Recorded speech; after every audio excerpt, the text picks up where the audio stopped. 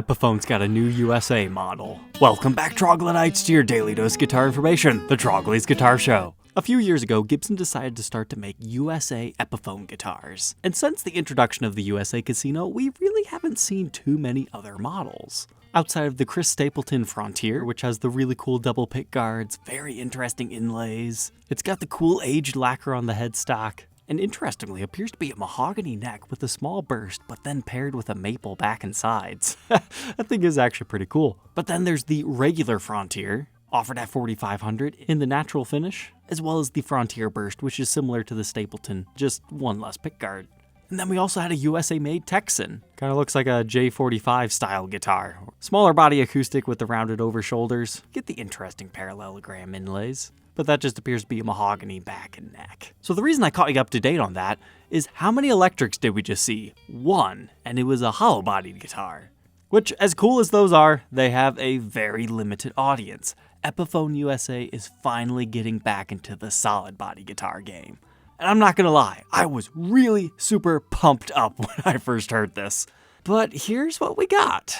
Epiphone Coronet USA Collection Vintage Cherry, as well as an ebony finish, being offered at $1,699. Now, one of the pros to this price tag is it's considerably less than a lot of these other offerings, so they're hitting a different price point as well as a completely different guitar. So here's what it looks like. It's a symmetrical double cut guitar. We've got one P90, we've got a wrap tail, and we've got these very interesting knobs. They're kind of hexagonal in shape, with a single ply white pickguard, with an unbound rosewood fretboard with dot inlays. And it appears to be a slab body with one triangular sized route right here. There's no mention of how many pieces it might be, as far as a long-term promise. But then our headstock, we've got the old school Kalamazoo style, which is what Epiphone's using on most of their guitars outside of the Inspired by Gibson Custom Shop collection. But it's got the old Epiphone bikini plaque, which is kind of a cool retro thing, but it's a very familiar headstock even to Gibson lovers. But sure enough, you jump to the back of the headstock, it's basically just an Epiphone branded Gibson USA guitar in a brand new shape that's just based in history.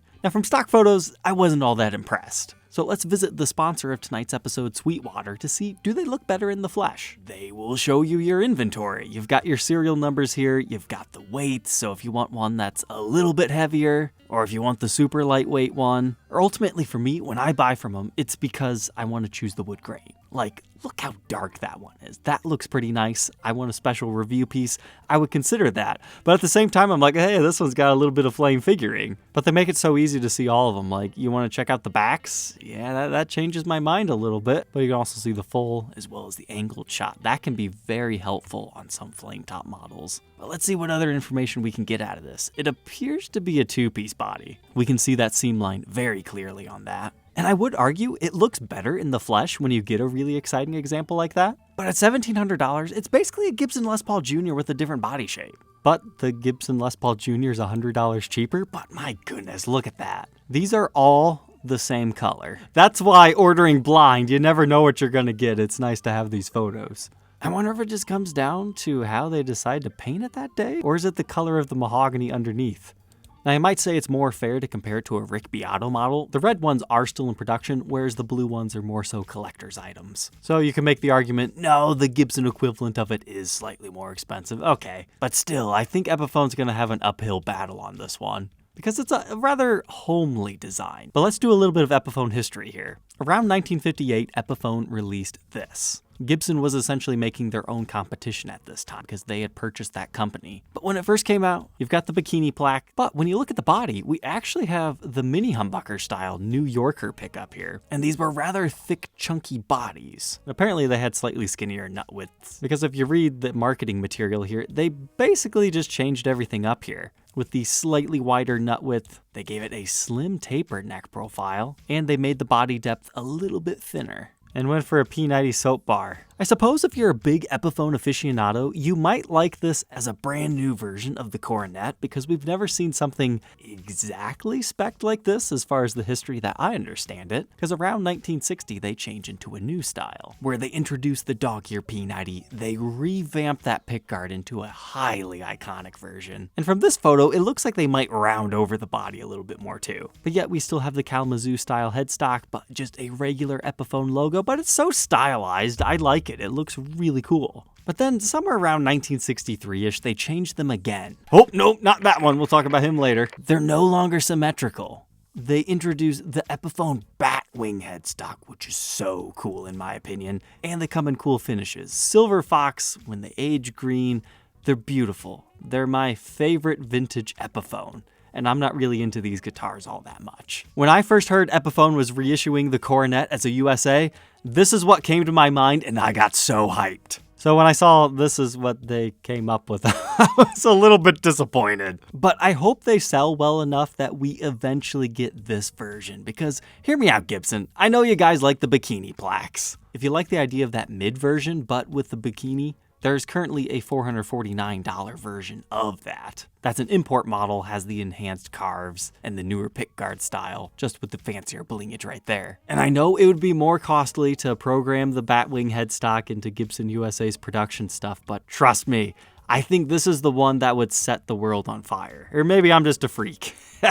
I played one of these at a Guitar Center very early on in trying guitars and getting into gear, and I remember going, Epiphone, why is this thing $2,500 at that time? Yeah, I understand better now. But Silver Fox, ultra cool finish. You get your radio style knobs. I hope one day we can see this. Because vintage originals, they range so much in asking prices. I don't even really know what they actually sell for. So that's our news today. $1,700 USA solid body Epiphone. I hope we see more because there's a lot of different Epiphone models that they can do. And if you are interested in one of them, please click that link in the description. That'll take you to the sponsor of tonight's episode where you can purchase one at Sweetwater. But now we can go back to this thing. Epiphones kind of had an interesting history. Like they've tried this before. For example, this is one built in the early 90s. That's like their take to try to make it a shredding guitar. It had to have been inspired off of the 90 Double series. There were V's and SGs done up like this. Sometimes you can find the Floyd Rose. But it's got that whole slanted neck pickup humbucker with some sort of a trem system on it. I mean, these things are kind of cool. There just doesn't seem to be many tried and true reissues of them. But instead of doing a Batwing headstock, they've got an upside down Explorer. But I love that Epiphone logo. That is sweet, all inlaid in mother of pearl. And then you've got that cool USA truss rod cover. So this was birthed around the same time as like the Gibson M3. But speaking of USA Epiphones, look what showed up on Reverb this week. This is a different model within them called the Crestwood Custom. I don't know about you guys, but I think that's a really attractive looking guitar. You've got a white pickguard with like some clear elements to it. You've got Gibson branded mini humbuckers on it just for fun. Some sort of a Nashville-like style bridge, a reissuing of our Vibrola. But then you zoom out a little bit, you get really fancy looking inlays. I've already stated, I think Gibson and Epiphone are going to have a bit of an uphill battle to get people to accept and purchase USA Epiphones, but I think that's their ultimate goal here with like all the higher end Epiphones that we've been talking about. They want to try to condition our brains that Epiphone is not just the cheap alternative brand to Gibson. They have their own high quality offerings, and then maybe they're going to cut out some of the middleman Gibson USA stuff eventually and just leave it like custom shop. And produce higher end things like the Supreme and the Les Paul Modern. They've definitely changed Epiphone a lot, but it really seems that they're trying to make it its own standalone brand. So I would like to see, some fancier examples, because one pickup guitars are niche. A lot of people like to have at least two. So I could see something like this, if they could price it somewhere around the 2000-ish range, maybe drawing some more interest. But if you're thinking, hey, Trogly, I really like this one, I want to pick it up. Well, here's the problem. This one's from 2012, and apparently it was a small run that never actually made it to production. So that's kind of why it's cool that this thing showed up, because it wasn't a model that was fully produced. So yes, you can technically call it a prototype. However, it doesn't have like a prototype stamp on it, but it is really cool to see the Gibson USA style serial number. So feel free to make them an offer if that's something you'd like to add to your collection. And here's something that might blow your mind.